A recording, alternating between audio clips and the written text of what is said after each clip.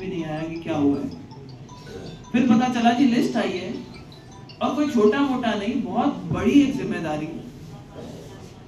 प्रदेश level पे उपाध्यक्ष बना करके। मैं कहती हूँ इतना बड़ा दिल इतनी बड़ी पार्टी का ही हो सकता है,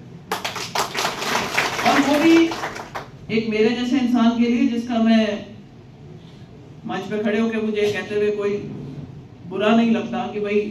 मुझे आप लोगों से सबसे सीखना पड़ेगा, संगठन का काम मुझे आता नहीं है, तो आप सब आज से मेरे ट्यूटर हैं, और मैं अच्छी स्टूडेंट रही हूँ, आप अच्छे से सिखाएंगे तो मैं बहुत ईमानदारी से प्रयास करूंगी ये काम सीखने का और उस पार्टी को मजबूत करूंगी। शाम हुई, 6 बजे वो टीवी चलना शुरू हुआ, तो सब आंखें टकटकी लगा करके बैठे थे, तो उसमें पहली लिस्ट में नाम भी आ गया कैंडिडेट। तो ये जो धारणा थी कि भाई बाहर से कोई आता है तो उसको आउटसाइडर की तरह ट्रीट किया जाता है, इस धारणा को बहुत ही अच्छी तरीके से इस पार्टी में, और इतने महत्व है यहाँ पर कि अगर कोई आपको अगर संगठन में पद मिलता है, आप विश्वास करेंगे जब मैं विधानसभा का चुनाव लड़ रही थी और लोगों के बीच में जाती थी तो उन्होंने कहा भाई एमएलए बन जाओ तो मंत्री पद मांगने मत जाना। मैंने कहा फिर बोले संगठन में कोई छोटा मोटा पद ले लेना। तो इतनी बड़ी जिम्मेदारी, और ये कोई मांगने से नहीं,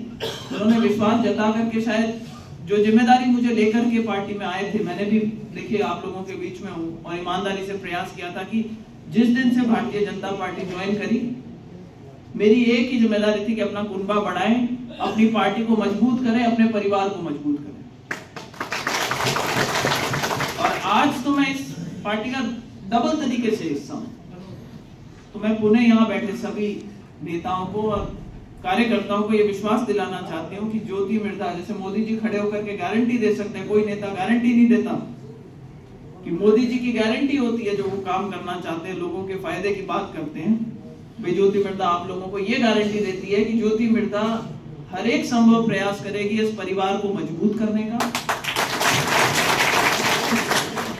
जो मोदी जी एक सपना देखते हैं हमारे भारत के लिए, एक उज्जवल भविष्य की कामना करते हैं कि विकसित भारत बनेगा, उस सपने की ओर हम सब मिलकर के अपना अपना प्रयास करेंगे। और जैसा कि आप जानते हैं कि चुनाव का बिगुल बज चुका है, पहली लिस्ट भारतीय जनता पार्टी बहुत कॉन्फिडेंट है, और 195 कैंडिडेट्स की एक लिस्ट निकालना, वो भी आचार संहिता लगने से पहले, जब तक दूसरी पार्टियां अपने पैर भी नहीं जमा पा रही कहीं पर, तो मुझे लगता है कि कॉन्फिडेंस बहुत है। लेकिन मुझे ना उस कॉन्फिडेंस से एक मेरे मेडिकल कॉलेज के टाइम का एक किस्सा याद आता है। जो मेडिकल कॉलेज में आपको पता है रैगिंग होती है तो बहुत बुरी होती है, अब तो नहीं होती, अब तो मुकदमेबाजी हो जाती है, पर पुराने टाइम की बात थी, ध्यान होगा कई लोगों को। तो उसमें कुछ अच्छी खट्टी मीठी यादें भी होती है। तो हमारे टाइम पे हमें